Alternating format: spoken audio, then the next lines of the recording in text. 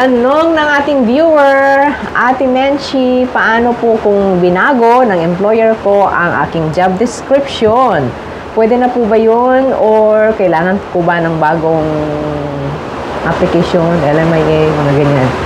At ang sagot natin ay yes, maybe you need a new LMIA and a new work permit. Alam mo kung bakit? Kapag binago ang job description mo, that means mababago rin ang iyong NOC code.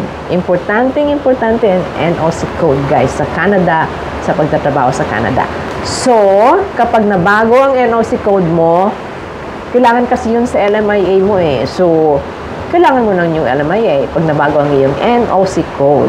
Ang LMIA kasi ay nakatie up sa iyong job description, sa iyong position, at sa mga requirements din. Yun. Kaya, importante yung job description mo, NOC code, dapat nakaspecify yan sa iyong LMIA.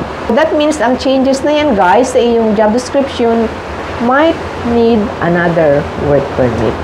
New LMIA and new work permit. Kasi parang new position na yun eh, di ba? Good luck sa iyo sa nagtanong. Thank you very much. Sana'y nakatulong ang aking kasagutan habang ako'y nandito sa cruise ship sa malamig na Baltic Sea sa Europa.